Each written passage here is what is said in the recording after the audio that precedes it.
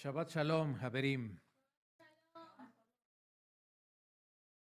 En los escritos mesiánicos tenemos una de las porciones más, yo creo que pues, más reveladoras respecto del plan del Creador. Está en el libro de Juan, capítulo 4. Les invito a ir ahí con su ejemplar de las Escrituras. Yohanan, capítulo 4. Vayan al pasuk número 1 para tener el contexto. Creo que todos recuerdan esta porción. Por tanto, cuando el Señor supo que los fariseos habían oído que él hacía y purificaba más discípulos que Yohanan, aunque Yeshua mismo no purificaba, sino sus discípulos, salió de Judea y se fue otra vez para Galil, y él tenía que pasar por Samaria. Llegó pues a una ciudad de Samaria llamada Sicar, cerca de la parcela de tierra de Jacob, de la parcela de tierra que Jacob dio a su hijo Yosef. Y ahí estaba el pozo de Jacob. Y aquí otra vez vemos una referencia a lo que hablamos hace rato, ¿no? De una fuente de agua. Entonces Yeshua, cansado del camino, se sentó junto al pozo. Era cerca del mediodía. Una mujer que de Samaria vino a sacar agua y Yeshua le dijo, dame de beber, pues sus discípulos habían ido a la ciudad a comprar alimentos. Entonces la mujer samaritana le dijo, ¿cómo es que tú, siendo Yehudí, me pides de beber a mí que soy samaritana? Porque los Yehudim no tienen tratos con los samaritanos. Yeshua le respondió, si tú conocieras el don de Elohim y quién es el que te dice dame de beber, tú le habrías pedido a él y él te hubiera dado agua viva. Ella le dijo, Señor, no tienes con qué sacarla y el pozo es hondo. ¿De dónde pues tienes esa agua viva? 12. ¿Acaso eres tú mayor que nuestro padre Jacob, que nos dio el pozo del cual bebió él mismo y sus hijos y sus ganados? Yeshua le respondió, todo el que beba de esta agua volverá a tener sed, pero el que beba del agua que yo le daré no tendrá sed jamás, sino que el agua que yo le daré se convertirá en él en una fuente de agua que brota para vida eterna. Señor, le dijo la mujer, dame esa agua para que no tenga sed ni venga hasta aquí a sacarla. Yeshua le dijo, ve, llama a tu marido y ven acá. No tengo marido, respondió la mujer. Yeshua le dijo, bien has dicho, no tengo marido, porque 5 maridos has tenido y el que ahora tienes no es tu marido. En eso has dicho la verdad. La mujer le dijo, Señor, me parece que tú eres profeta. Y entonces vean cómo radicalmente el tema, la mujer lo lleva a otra dirección. Nuestros padres, verso 20, nuestros padres adoraron en este monte y ustedes dicen que en Jerusalén está el lugar donde se debe adorar. Yeshua le dijo, mujer, cree lo que te digo. La hora viene cuando ni en este monte ni en Jerusalén adorarán ustedes al Padre. Esto haciendo referencia al lugar donde, lógicamente, que en Jerusalén estaba el templo, el lugar de adoración, y para los samaritanos estaba en el monte Gerizim, y no hay un templo, ¿sí? O sea, solamente ahí levantaban un altar y ahí hacían el ofrecimiento de los sacrificios.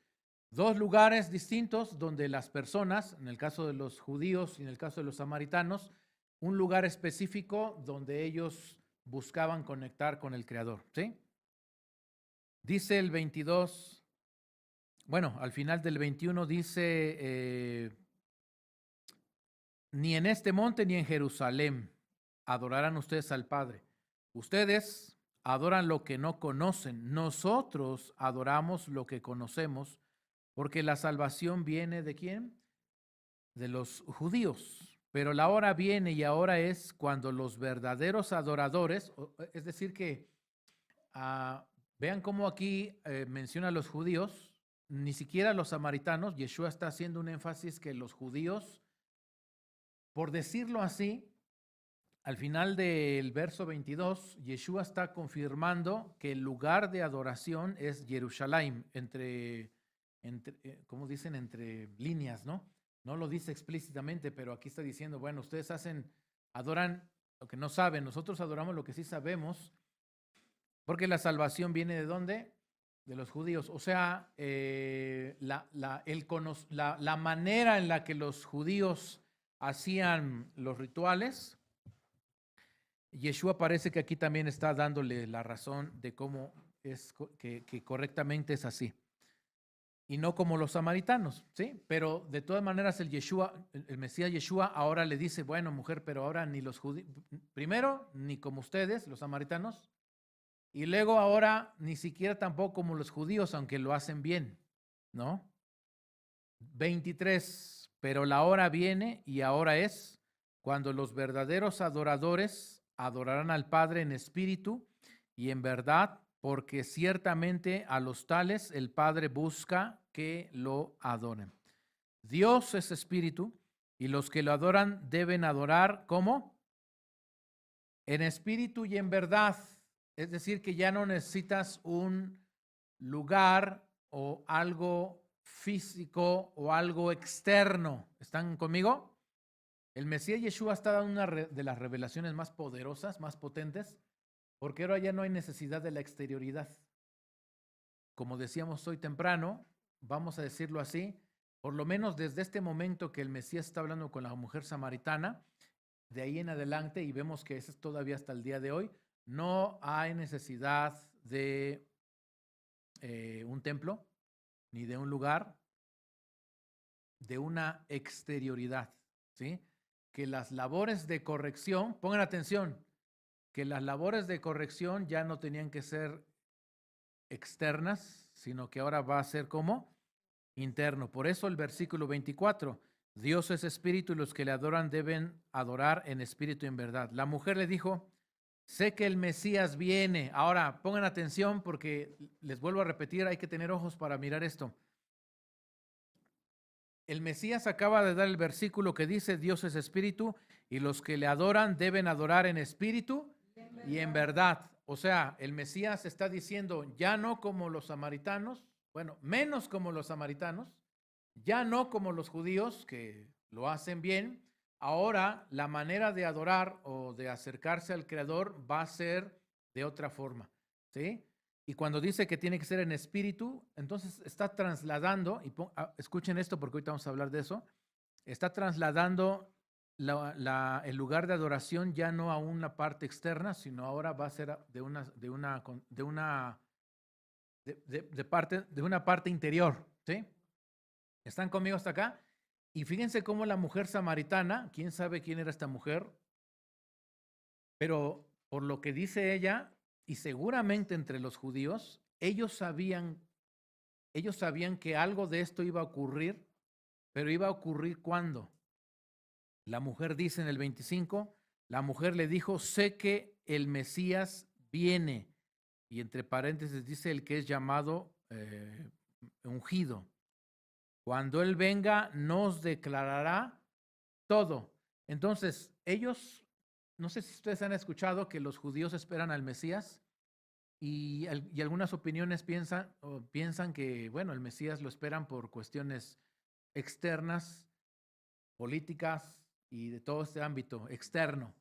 Pero sí había una corriente, o por lo menos ahora la mujer lo sabe. No sé si eso, yo no he investigado más entre los samaritanos cómo está la idea del Mesías, pero por lo menos esta mujer no dice del Mesías o no habla del Mesías como a veces en algunos lugares los judíos hablan del Mesías como un restaurador del reino, De hecho, sus mismos discípulos, no sé si recuerdan, que le dicen, ¿y cuándo restaurarás el reino, no? Todos siempre están hablando de algo externo. Pero ¿qué había en la mujer? Y que por eso creo que el Mesías tuvo que ir con la samaritana. Parece que entre los samaritanos, o por lo menos en esta mujer mínimamente, ellos sabían que la función del Mesías, antes que fuera externa, primeramente es como interna. ¿Sí? Porque la mujer intuye y dice, ok, tú me estás hablando de algo muy profundo que creo que he escuchado o que yo sé, no lo sé. Que esto que estás hablando de que Dios va a buscar adoradores en espíritu y en verdad, solo se va a lograr por medio de el Mesías Yeshua. No lo podemos hacer nosotros porque ahorita nos estamos fijando en una exterioridad. Decimos que es aquí, decimos que es allá y entonces nuestros ojos, nuestra fuerza, nuestro caminar es dirigido hacia esos lugares. Pero ahora tú me estás hablando de algo que entiendo que sí es verdad, pero que eso solo va a ocurrir por medio del Mesías Yeshua. Bueno, por medio del Mesías, ¿no? Ahorita ya no. A continuación, el 26 dice, Yeshua le dijo, yo soy el que habla contigo. En este momento, Yeshua, a diferencia de otros lugares, no sé si ustedes recuerdan que le decía a personas, oye, pero no le digas que yo soy, ¿no? Pero aquí a la mujer le dice, pues yo soy el Mesías, ¿sí? Creo que le dijo para confirmar todo lo que ya le había dicho antes, para afirmar y para que la mujer experimentara lo que ella ya sabía que iba a ocurrir con el Mesías. En esto llegaron sus discípulos y se admiraron de que hablara con una mujer. En la Kabbalah, ¿qué significa mujer? Deseo de recibir, ¿sí? Es decir, que el Mesías es el único que puede transformar el deseo de recibir. ¿Escucharon? Transformarlo en qué cosa? Un deseo de recibir, pero para compartir. Eso solo lo puede hacer el Mesías. Por eso es que estamos en el Mesías. ¿Sí? Pero ninguno le preguntó qué tratas de averiguar o por qué hablas con ella. 28. Entonces la mujer dejó su cántaro, fue a la ciudad y dijo a los hombres, vengan, vean a un hombre que me ha dicho todo lo que yo he hecho. ¿No será este el Mashiach? ¿No? Bueno, aquí la mujer parece que quedó tan impactada que dice estas cosas, ¿no? 30. Y salieron de la ciudad y fueron a donde él estaba. Mientras tanto, los discípulos le rogaban, Rabí, come. Pero él les dijo, yo tengo para comer una comida que ustedes no saben. ¿Sí? Entonces los discípulos se decían entre sí, ¿le habrá traído alguien de comer? Yeshua le dijo, mi comida es hacer qué cosa, la voluntad del que me envió y llevar a cabo su obra. Bueno, hasta aquí vamos a dejar la lectura. ¿Sí? Vienen 3 semanas que nosotros conocemos como Yemei Beina Metzarim, días entre las estrecheces. Así se traduce esta expresión, Yemei Beina Metzarim. La fecha hebrea del 17 Tamuz hasta el 9 de Ab, ¿sí? Hasta el 9 de Ab.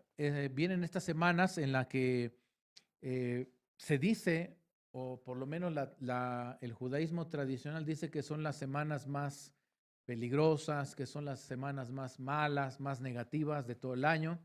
Y no se diga de el 9 de Ab, que es el día, dicen, más oscuro, más denso, más peligroso, más, y bueno, muchos adjetivos que le ponen al 9 de Ab.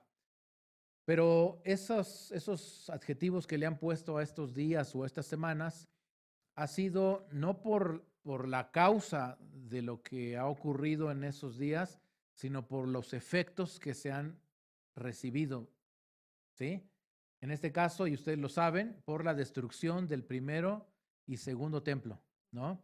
Por la destrucción de el rompimiento de las tablas, porque también cesaron los sacrificios, porque también se logró entrar a la ciudad de Jerusalén, es decir, a través de los muros, muchas cosas que ya también vamos a de repente recordar, ¿no?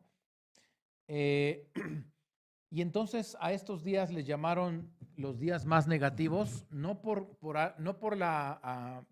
porque se veía la raíz del problema, sino porque vieron los efectos, ¿sí? Todos los efectos. Y entonces como vieron que ocurrían a percepción de ellos muchas cosas negativas, pues dijeron, son los días más negativos, ¿no? ¿Están conmigo hasta acá? Ahora, ¿se recuerdan de Korah? Apenas hace 8 días hablamos acerca de Korah y solo voy a mencionar rápidamente esto, pero en el árbol de la vida, así como ustedes han visto el diagrama del árbol de la vida y ven que el árbol de la vida tiene columna derecha y columna izquierda, ¿se acuerdan? En la columna derecha está puesto la vida o la Merkabá de Aarón, Moisés, ¿sí? Columna derecha. Y columna izquierda estaba, en este caso, Korah, ¿sí? Ahora, vuelvo a repetir, en la columna derecha, ¿qué estaba? ¿Qué Merkabá? ¿Qué personajes personificaron la columna derecha? Moisés y Aarón, ¿sí? Moisés y Aarón, ¿sí? Ok, también Abraham, pero ahorita dijimos que Moisés y Aarón. Y Aarón específicamente porque le dieron el sacerdocio. Entonces, de aquí conectamos, aprendemos que el sacerdocio es de columna derecha, ¿sí? Y de columna izquierda, ¿quién estaba? ¿Quién personificó? Korah. Pero Korah era de la tribu de Leví. ¿Van conmigo hasta acá? De la tribu de Leví. Y entonces, columna izquierda es Leví. ¿Y qué quería Korah? Más allá de lo que ya hemos estudiado o lo que a lo mejor leímos en la Torá, lo que quería Korah era, pon atención porque esto lo hemos dicho otros años, pero vale recordarlo ahora. Y columna derecha dijimos que es Aarón y Moisés, ¿sí? Pero ¿por qué el Eterno puso a Moisés como líder y no a Korah? Y esto tiene que ver con, escuchen esto tiene que ver con quién dirige tu vida, ¿sí? ¿Quién dirige tu vida? ¿Moisés o Korah? Ahora, ¿qué representa Moisés? Que yo por eso elijo que Moisés sea el líder, ¿no? Y que no sea alguien más quien me dirija. Porque Moisés dirige o representa la espiritualidad. ¿Qué representa Moisés? Y recuerdan que después la vara de Aarón reverdeció. ¿Por qué reverdeció? ¿Floreció? ¿Cuál fue la razón de eso? ¿Por qué el Eterno hizo que la vara de Aarón reverdeciera o floreciera? Porque quería dar demostrar que cualquier avance espiritual o tu crecimiento espiritual o tu transformación espiritual siempre tiene que ser dirigido ¿por quién? Por la columna derecha. ¿Quién es columna derecha? Por Aarón y por Moisés, ¿sí? Pero Korah, ¿qué quería? No, yo quiero ser el líder, yo quiero dirigir. ¿Y qué significa que Korah dirija la vida de una persona? ¿Qué representa Korah? Sí, representa deseo de recibir, pero si Moisés y Aarón representan espiritualidad, ¿qué representaba Korah? Materialidad. Korah decía, escuchen esto porque es muy, muy, muy importante. Korah decía, pero ¿por qué tenemos que buscar la espiritualidad? ¿Acaso no podremos crecer en nuestra vida yendo a buscar las cosas materiales? Trabajar, esforzarnos. Ahora, escúcheme por favor. ¿Cierto o no que en la columna derecha también se trabaja? ¿Se trabaja o no? Y en la columna izquierda también, pero nada más que la columna izquierda es trabajar en la materialidad y columna derecha es trabajar en la espiritualidad. Y entonces Korah, o el pensamiento de Korah, es cuando a alguno de los hermanos les viene la idea y dicen, bueno, como que es mucha, como dicen, mucha congregación, ¿no? Yo mejor me voy a trabajar, porque el que no trabaja, pues no come. Y yo creo que el camino es mejor dedicarme a lo que hay en este mundo y tengo que hacerlo. No sé si ese pensamiento de materialidad, ¿me siguen o no? Ese pensamiento se llama Korah. O sea, él pensaba que la persona se iba a desarrollar si buscaba la materialidad. Y entonces el pensamiento de Korah es como que, bueno, yo voy a ir y tener dinero, eso es ¿qué cosa? Eso es el éxito. Y tener materialidad y casa y coche y dinero y todo eso. No sé si me van siguiendo con lo que digo. Y eso es lo que te va a dar el éxito en tu vida. Pero cuando el Eterno dijo, no, a ver, no es así. Tiene que ser Moisés el que dirija. Está diciendo que para que la persona pueda crecer, desarrollarse, para que la persona pueda alcanzar su potencial máximo, no debes empezar o no debes tener el pensamiento de Korah. Debes tener el pensamiento de quién? De Moisés y de Aarón. Es decir, comenzar con la columna derecha. Es lo que decíamos alguna ocasión, que por eso es que es importante que el Hijo de Dios mantenga la prioridad bien puesta, bien definida en su vida. Yo tengo que buscar primero la espiritualidad y lógicamente que voy a buscar la materialidad. No sé si me explico, pero por eso es para poder ascender en el árbol de la vida. ¿Por dónde se empieza entonces? Voy a empezar por la columna derecha. Voy a comenzar por la espiritualidad y lógicamente que voy a ir a la columna izquierda porque si no, no puedo ir avanzando en los escalones en esta escalera. Pero la idea de ir primero a la derecha y luego a la izquierda es para que yo llegue a la columna central. Y ya dijimos que la columna central derecha es deseo de dar, de izquierda es deseo de recibir y columna central, ¿qué cosa es? Ya lo dijimos la vez pasada, es la intención. Kavaná en hebreo. Columna central, ¿qué cosa es? Kavaná, intención. Es decir, que tengo el deseo de dar, tengo el deseo de recibir, pero yo a estos dos deseos les tengo que dar una dirección. Y la dirección se llama entonces deseo de recibir con la intención de compartir. ¿Vamos bien? Solo así es que alcanzamos el equilibrio en nuestras vidas. No podemos alcanzarlo de otra forma. Ahora, en estas 3 semanas, ¿sí? En estas 3 semanas se dice que se trabaja la columna izquierda. Y cuando decimos que se trabaja la columna izquierda, ¿a qué cree que se refiere? Bueno, les acabo de decir que la columna izquierda es el pensamiento de Korah y el pensamiento de Korah era siempre la materialidad. Y cuando digo que en las 3 semanas se trabaja el asunto de la materialidad, digámoslo de una manera más eficaz, si la columna izquierda se refiere a la exterioridad, ¿qué significa que en las Yemei Ben Ametzarim se trabaja en ese aspecto? En la exterioridad, pero, o sea, no en la exterioridad. Dije que se trabaja esa columna izquierda que es el pensamiento de Korah, que es el pensamiento de la exterioridad. Pero digo que hay que trabajar en estas 3 semanas. ¿Qué significará que tengo que trabajar?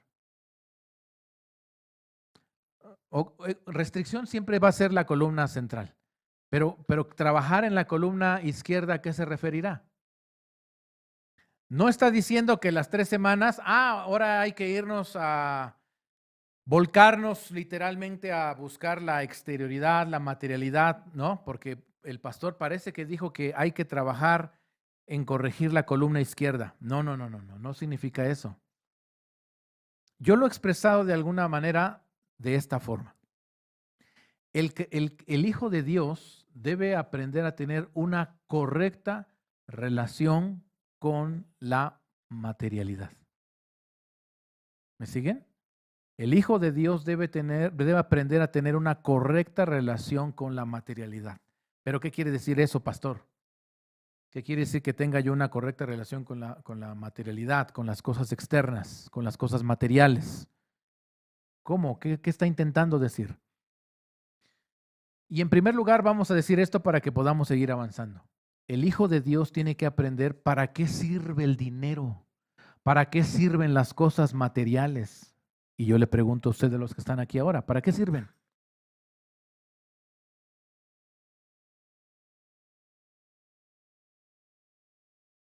O sea, porque sí vamos a trabajar o se trabaja, no sé si me explico. O sea, en el árbol de la vida hay columna derecha, que es espiritualidad, pero no me puedo quedar solamente en el ámbito etéreo y abstracto y espiritual. Tengo que ir a la materialidad. O sea, digamos de alguna manera, sí, como Korah, ¿no? Tengo que trabajar como Korah. Pero cuando ya me vaya yo a trabajar, cuando vaya yo a adquirir las cosas materiales, cuando vaya yo a buscar las cosas materiales, ¿con qué mentalidad tengo que ir?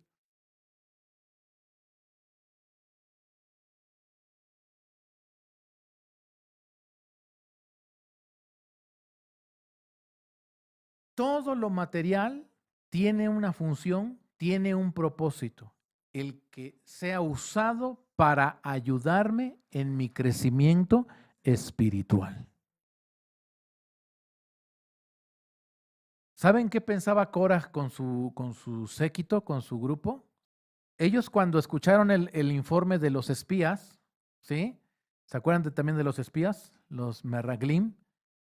Ellos dijeron, ellos y todos los líderes de las tribus, porque eran los líderes de las tribus. Bueno, ya fuimos a ver la tierra prometida y la tierra prometida parece que es un lugar de mucha espiritualidad, ¿no? Espiritualidad. Pero, y fíjense, el pensamiento de Korah era, pero no puede ser que toda la vida solo sea espiritualidad. Tenemos que aterrizar todo eso. Tenemos que aterrizar todo eso. Ahora, entre nosotros, entre los hermanos, en las congregaciones, hay gente que piensa así. Ok, ya hicimos ahí, pero aquí se tiene que ver, se tiene que manifestar, se tiene que, no sé si alcanza a mirar. Ahora, el pensamiento no está mal, no sé si me explico. O sea, porque está bien que alcancemos sabiduría, conocimiento del Creador, Torah, mitzvot, enseñanza, pero después tenemos que, ¿qué? Tenemos que llevarlo a la práctica, tenemos que aterrizarlo, tenemos que hacerlo. Y Korah, duro y dale con eso. Duro y dale con eso. Korah era de los que decía, bueno, ya nos enseñaron y todo, pero ahora, ¿qué vamos a hacer? ¿Sí? Ahora, les pregunto, ¿el pensamiento es malo? No, está bien, no sé si me explico. O sea, el pensamiento está bien. El problema fue que en Korah, después, el pensamiento estaba bien. Después lo que pasó es que el corazón de Korah se llenó de egoísmo y entonces se fue completamente al otro extremo, ¿no? O sea, sí ya me bendijeron espiritualmente, pero ahora me voy a trabajar. Y se fue a trabajar y después se desapareció de la congregación. ¿Me explico? Volcado completamente a la materialidad. Ese es el que después dice que Korah fue tragado por la tierra. ¿Se perdió? Al principio estaba pensando bien, porque es cierto, o sea, tenemos que ser espirituales, pero después tenemos que llevarlo a la práctica, pues ahí con tu hijo, con tu hija, con tu esposo, con tu esposa, ahí lo que aprendes y escuchas acá, pues tienes que llevarlo a la vida ahí, ¿no? ¿Me explico? El problema de Cora fue que después, ¡pum!, se fue al extremo y desapareció de la espiritualidad completamente. Entonces, vuelvo a decir, las Yemei Ben Ametzarim sirven para trabajar la columna izquierda. ¿Qué estoy tratando de decir?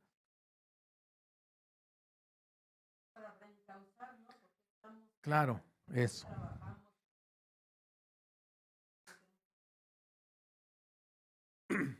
O sea, todos aquí necesitamos algo material. Es verdad. Y de hecho, hemos buscado espiritualidad intentando ver si de esa forma alcanzamos la materialidad, ¿no?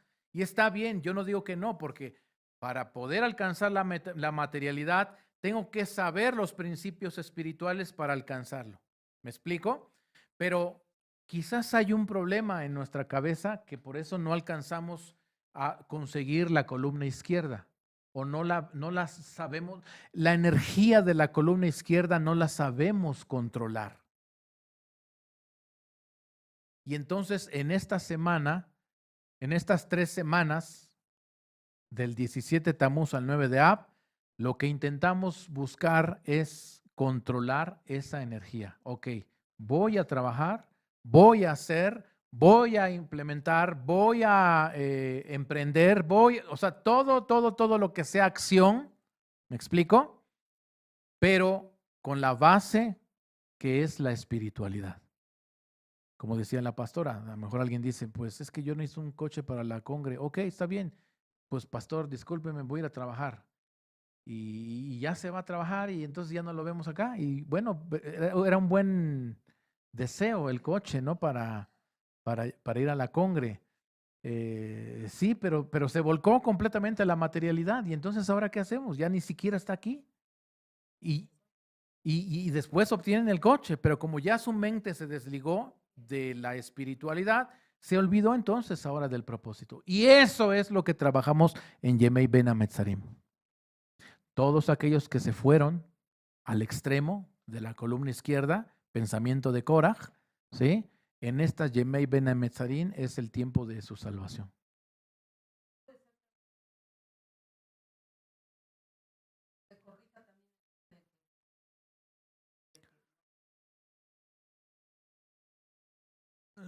Lo que pasa es que, ok, a ver. Es que decíamos hace rato, en la columna derecha también se trabaja, solo que aquí es trabajo espiritual y aquí es trabajo terrenal. Entonces, aquí estoy hablando de cuando alguien se vuelca completamente a trabajos de este mundo. O sea, trabajos que no tienen de alguna manera, o no le, que digamos no son espirituales. ¿Me explico? Sí, no, o sea, dejaron de leer la escritura, dejaron el Zohar, dejaron la congregación, dejaron de ofrendar, dejaron de diezmar, o sea, todo esto que es trabajo espiritual, ¿me explico? Entonces, en las 3 semanas que son del 17 de Tamuz al 9 de Ab, lo que corregimos es eso. Ahora, ¿para qué? Para alcanzar un equilibrio. Porque no vamos a dejar de trabajar en la espiritualidad, pero tampoco se debe de trabajar en la materialidad, pero sí debo reencauzar estas dos fuerzas, estas dos energías. Es decir, necesito adquirir kavaná, intención, darle dirección a estas dos fuerzas que tengo. Una increíble fuerza que tengo, un deseo tan grande que tengo por la espiritualidad, pero resulta ser que también tengo necesidades económicas, un deseo descomunal por la materialidad, ¿no? Quiero cosas materiales. Está bien, no hay problema, o sea, eso no hay ninguna dificultad, pero tienes que tener kavaná. Kavaná es darle ¿qué cosa? Dirección. Cauce a estas energías, darles causa, causa. Y en este caso, como dice la pastora, entender que sí, voy a conseguir la materialidad, pero para que me ayude a seguir avanzando en mi espiritualidad. Por eso, tiene que ver esto con lo que el Mesías le decía a la samaritana: mujer, ya no va a ser ni en Jerusalén ni aquí en el monte Gerizim. O sea, ya no es las cosas externas, ahorita ya no. ¿Sí? Ya no, ni allá ni acá. No, ahorita lo externo ya no. ¿Sí me explico? ¿Y hacia dónde es que dirigió Yeshua la plática? O más bien que el Señor le dijo a la samaritana, ya no es hacia allá afuera. Va a tener que ser ahora, y dice, por eso está Dios buscando verdaderos adoradores que le adoren como mujer. Ahora el trabajo se va a trasladar de lo externo, ahora ¿a dónde se va a llevar? A lo interno. Estabas queriendo cambiar desde afuera hacia adentro. Pues fíjate que no. A partir de este momento vas a tener que transformarte, cambiarte, renovarte desde tu interior. Y claro que para que la gente lo entendiera, pues el Señor tuvo que permitir que se destruyeran los templos, ¿no? Para que la gente dejara de ver lo externo y empezara a mirarse internamente, hacia adentro.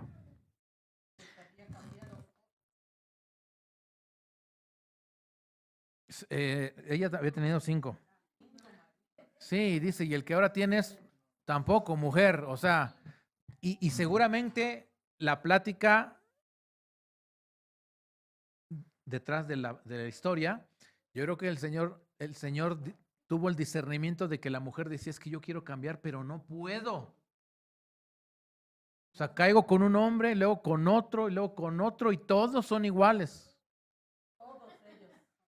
Sí, o sea, mirando siempre qué cosa. Lo que siempre hacemos y lo que siempre hemos estado haciendo, siempre mirando el caos que hay afuera y el caos y culpando a lo de afuera. Yo estoy así por culpa de. ¿Sí me explico? Seguramente la mujer había preguntado alguna vez en su privacidad o en su interior, decir, pues que yo quiero, ¿por qué? ¿Por qué? ¿Por qué no puedo cambiar? Mujer, aunque vayas a Gerizim todos los días, nunca vas a cambiar. Y un judío, aunque vaya a Jerusalén todos los días, igual. Mujer, te voy a anunciar algo poderoso. La transformación ahora va a comenzar desde adentro. Lo que decíamos hace rato de la conciencia, va a tener que realinearse tu conciencia. Porque la tienes distorsionada que solo miras hacia afuera. Y dices que miras, pero la verdad es que miras mal.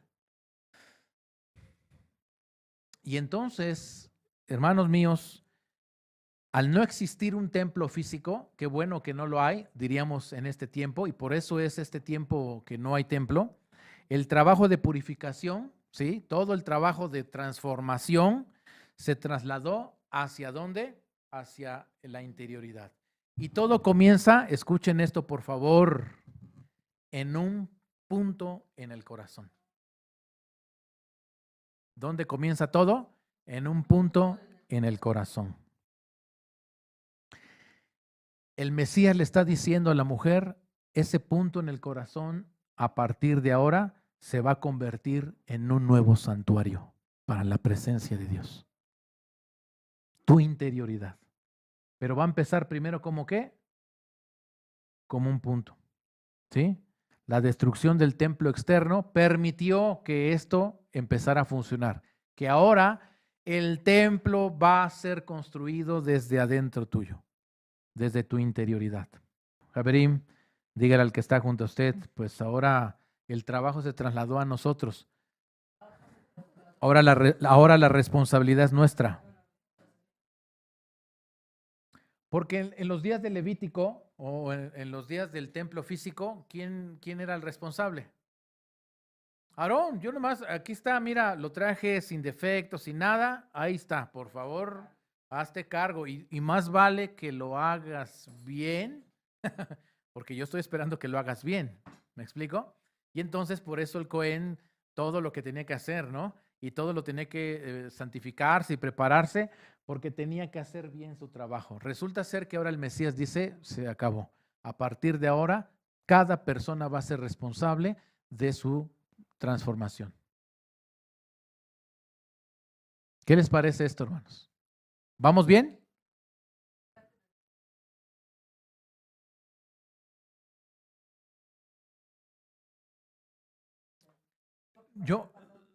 Sí, pasaron tantos años hasta que apareció el Mesías, ¿no? Yo lo que he leído, esta es solo una opinión que yo he leído, ¿no? Porque también me ha surgido la pregunta, bueno, ¿por qué desde Adán no le dijeron? No, pues resulta que sí, desde el principio les dijeron, a Adán le dijeron, a Metushalach le dijeron, a Shem, a todos ellos les dijeron. ¿Sí? ¿Van conmigo hasta acá?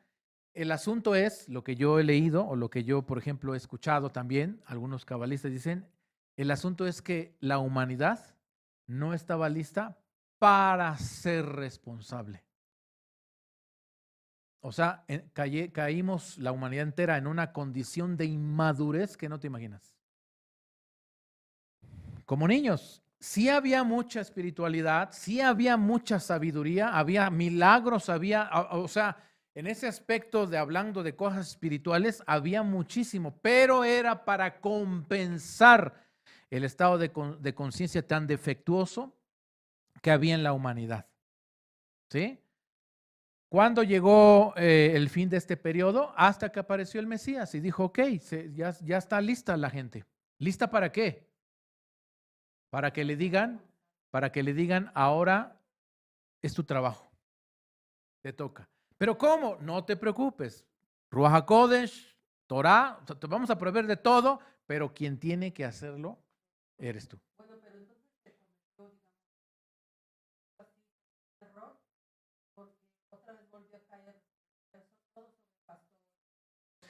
Sí, otra vez, sí. Pues hasta que nos está medio cayendo otra vez el 20, ¿no? De que, pero sí, yo soy responsable, ¿no? Pensé que era de que, porque a veces todavía la gente piensa que, no, pero es que me va mal porque seguro el pastor ni ora por mí, no, me pasó esto y porque pues el pastor y por la pastora y que sus hijos, o sea, y siempre pensando en la exterioridad, ¿no? No, que fue mi papá, que en los hermanos, que mis tíos, que no, que es el presidente, la colonia, o sea, todo siempre hacia afuera. Ay, fue el coche, o sea, todo. No sé si pueden ver, ese es el estado de conciencia donde no hay conciencia de uno mismo. Perdimos de objetivo nuestra verdadera esencia, nuestro yo verdadero. Y entonces construimos un yo falso,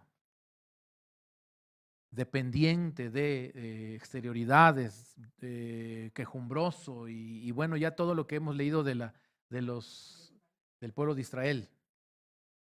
¿Sí? ¿Van conmigo hasta aquí?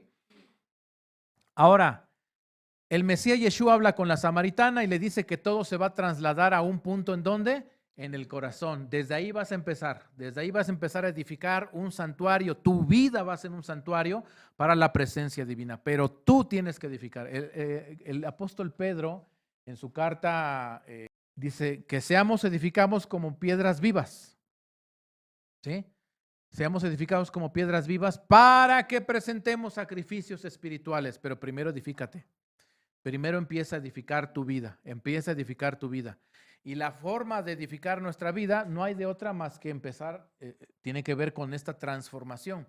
Transformación tiene que ver con que yo pueda ir conformándome a la imagen del Hijo de Dios, que yo pueda tener similitud de forma con las características, los atributos, las cualidades del Creador. ¿Qué es Creador? La fuerza de amor y otorgamiento. Eso es transformarse. Pero no lo puedo hacer solo. ¿Necesito de qué cosa? Ok, no, primerito. Pero no lo puedo hacer yo solo. Necesito ayuda. Y es aquí donde entra la parte, en primer lugar, de aprender a ser responsable. Que en primer lugar te des cuenta que tú no puedes solo. Y la primera humillación o la primera, sí, vamos a dejarlo así, negación, bitul, que debe ocurrir en tu vida, es decir, me estás pidiendo que me transforme, pero yo no puedo. No puedo. O sea, ¿cómo voy a dejar de ser esto que he sido tanto tiempo? ¿Cómo voy a dejar mi naturaleza? ¿Cómo voy a dejar de pensar esto?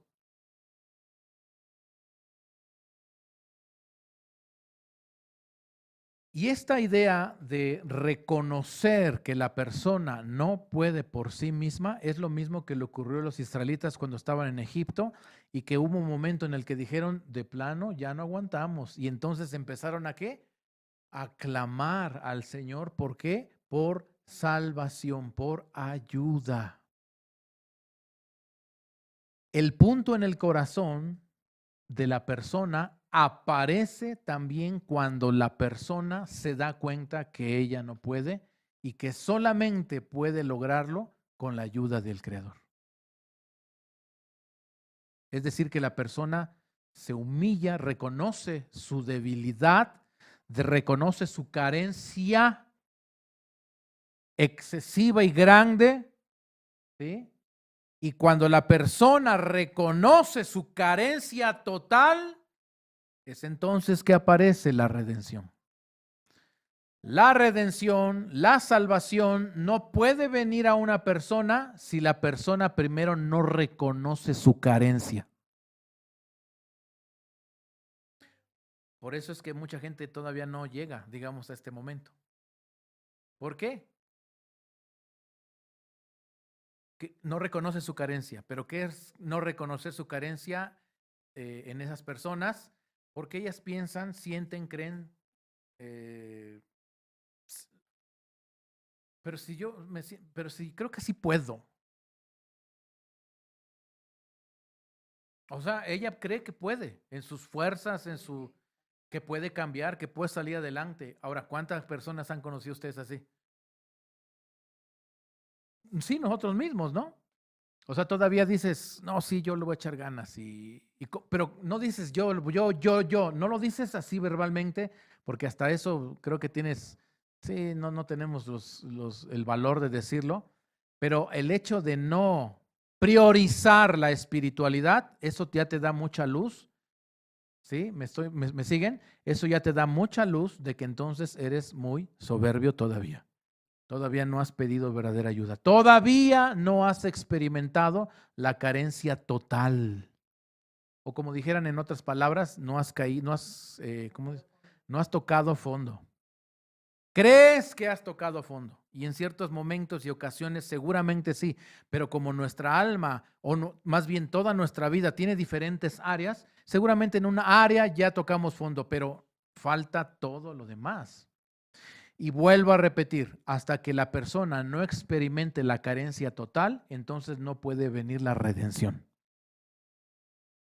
Ese punto en el corazón, esa primera piedra con la que se va a empezar a edificar este nuevo santuario para la presencia divina. ¿Qué les parece? O sea, sí. ¿Qué significa que el templo en Jerusalén se destruyó? Cuando una persona es también destruida. ¿Se acuerdan de esa analogía o esas palabras del profeta que dice que hay ocasiones en que el alfarero, ¿qué hace el alfarero, hermanos, según la Torá, según los profetas? ¿Qué? A ver, ¿cómo? Está haciendo la vasija, pero llega un momento en el que la tiene que destruir. ¿Qué es eso de que la tiene que destruir? Que en muchas ocasiones nosotros necesitamos tocar fondo. ¿Pero para qué tocamos fondo? ¿Por qué Dios quiere que toquemos fondo? Solo con una razón, que la persona reconozca que por sí misma no puede y necesita del Creador. Necesita de la ayuda del Creador. ¿Qué les parece? Entonces, el templo primero se tiene que destruir, o sea, nuestras vidas, las vidas de las personas tienen que venirse abajo, pero cuando se vienen abajo, está bien. ¿Por qué? Porque quiere decir que toca fondo y el Eterno va a poner la primera piedra. ¿Cuál es la primera piedra? El punto en el corazón. Ahora, este punto en el corazón, escúcheme, porque esto es muy bonito. Se dice que el Mesías nacerá precisamente el 9 de Ab. El 9 de Ab, dijimos antes, que se dice que también es el día más negativo de todo el año, ¿cierto o no? Relacionándolo con las palabras que estamos diciendo, el 9 de Ab es la figura de cuando una persona toca fondo. Ya no sabe cómo hacer, no sabe, no puede, no lo logra, lo intenta, no puede. Y entonces viene un clamor verdadero y genuino. No estas lágrimas de cocodrilo, sino un clamor genuino y verdadero desde las entrañas, pidiendo ayuda al Creador. Y cuando la persona hace eso, entonces se cumple lo que dicen los sabios, que el Mesías nace, ¿qué día dije? El 9 de Ab. Por eso, estas 3 semanas no son negativas. La verdad es que puede ocurrir algo extraordinario y que a lo largo de nuestra vida ocurrió, pero está plasmado en esta sombra, en esta figura de las 3 semanas que vienen más adelante. ¿Sí? ¿Qué es lo que va a pasar?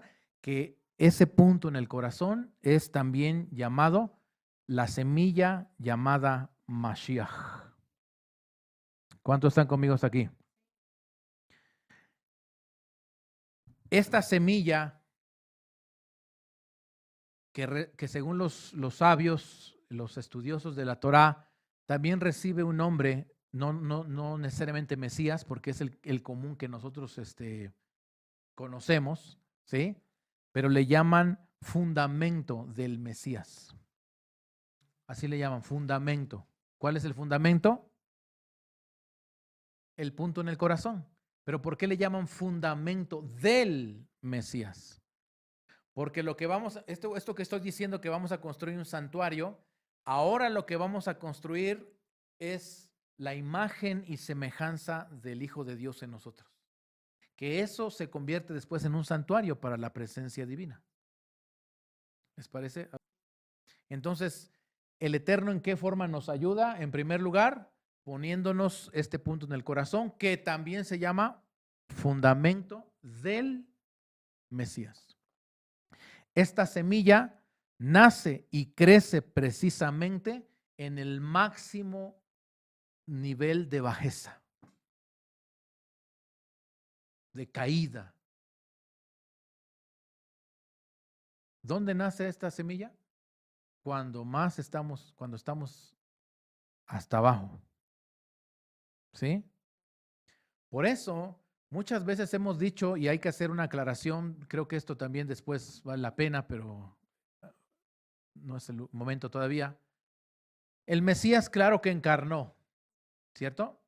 Y encarnó por un propósito y todo lo que a lo mejor alguna vez estudiamos o estudiaremos. Pero realmente el concepto Mashiach no es una persona.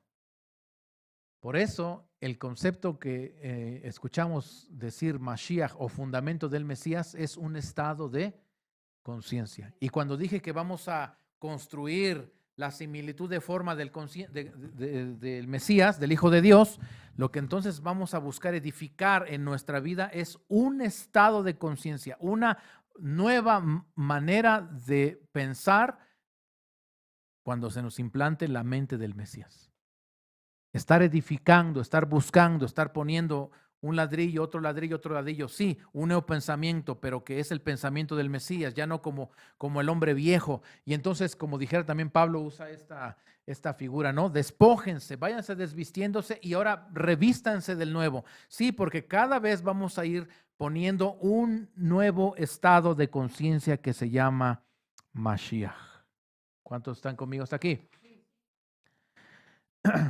Ese 9 de Ab es cuando verdaderamente, ¿sí? Ese 9 de Ab es cuando verdaderamente va a edificarse un santuario, que desde la perspectiva cabalística nos estamos refiriendo a una nueva vasija, pero una vasija con cualidades de altruismo que le va a dar la capacidad de poder recibir la luz del Creador. ¿Por qué? Porque ahora tiene afinidad de forma. ¿Sí? La ruina externa es la preparación necesaria para construir nuestras vidas. Y como esa construcción surge en la interioridad, en nuestro corazón, entonces ya es una edificación eterna. Ya no es una edificación que tiene principio y fin y que puede acabar y que puede destruirse nuevamente. Como es una edificación que surge en mi corazón, ahora es una edificación eterna. ¿Sí?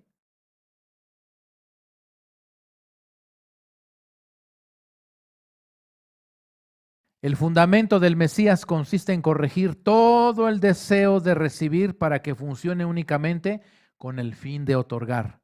Cuando esta cualidad de otorgamiento gobierna sobre el egoísmo, se dice que el Mesías es rey. Vuelvo a repetir eso. Cuando esta cualidad, la de otorgar, gobierna sobre el egoísmo, se dice que el Mesías reina.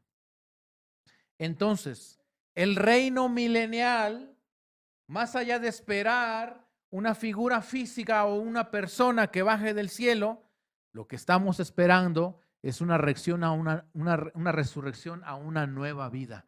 Una vida donde la cualidad de otorgamiento gobierna completamente sobre el egoísmo. Eso es el reino milenial. ¿Sí o no? Sí, ¿verdad que sí? Eso es el reino milenial. Cuando completamente el deseo de otorgar gobierna sobre el deseo de recibir, o el egoísta, y lo usa a su favor, porque no va a ser destruido, pero sí lo va a usar a su favor.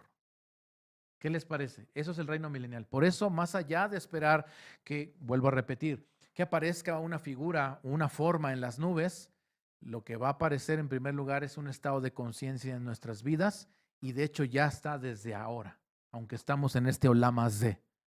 Estamos comenzando a edificar. ¿Qué les parece? Hay una palabra, todos hemos escuchado la palabra galut. ¿Se acuerdan de esa palabra? Galut, que al español lo traducimos como exilio. ¿Sí se acuerdan? Bueno, galut tiene una palabra hermana que es golá. Golá. Se las dicto en hebreo para que necesito que lo escriban en hebreo, o por lo menos que lo vean. Golá. Es Gimel, Vav, Lamed, Hei. ¿Qué dice ahí? Golá. Golá. Ahora todos ustedes recuerdan la palabra Geulá. ¿Sí? ¿Qué quiere decir Geulá? Geulá es redención. Y estoy intentando acordarme bien qué nos decía la pastora que era redención. Es un rescate, liberación de una condición adversa, maligna. ¿Sí? O sea, la redención tiene que ver con eso. Acto de rescatar o liberar a alguien de una condición negativa. Eso es Geulá, o la palabra Geulá en hebreo. Escríbanla en hebreo. La palabra Geulá. Gimel, Aleph, Vav, Lamed, He. ¿Cuál es la diferencia entre estas dos palabras? ¿Alguien lo ve en sus escrituras? La Aleph. Las dos palabras ocupan las mismas letras, solo que Geulá se le añadió una Aleph. Y los cabalistas dicen que Aleph representa o simboliza a, y escucha, es una expresión, Alufo Shel Olam. Alufo Shel Olam.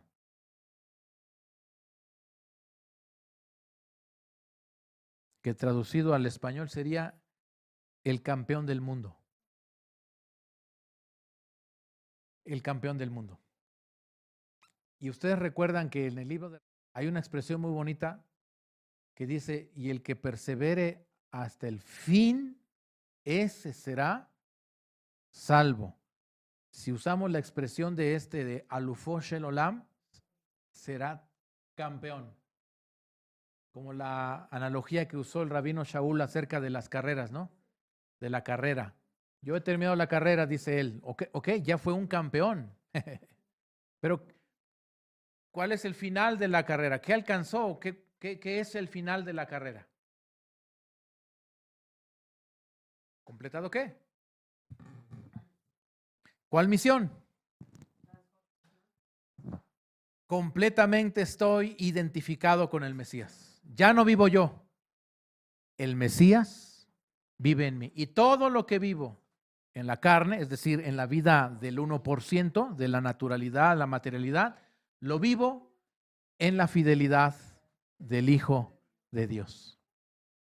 Por eso es que el rabino Shaul decía, yo ya la alcancé. Sí, porque completó hasta el 1% también.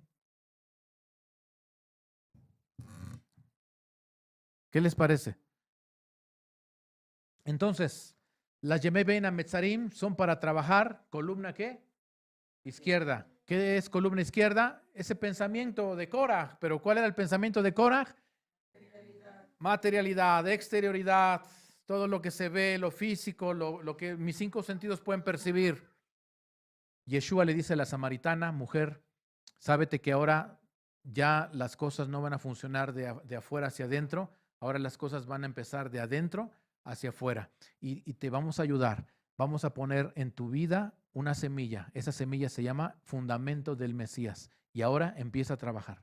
Eso es la Yemei Ben Ametzarim. Eso es estas 3 semanas que tenemos a punto de empezar y que vamos a, con la ayuda del Eterno, pues disponernos a trabajar para poder transformar nuestras vidas. Porque en este Tisha B'Av, este próximo 9 de Av, el Mesías está o van a ser todavía mucho más en nuestro interior. ¿Qué les parece?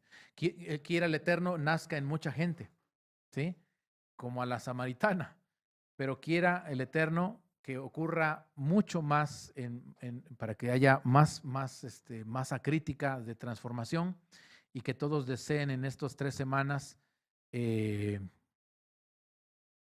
empezar a mirar a su verdadero yo, su esencia.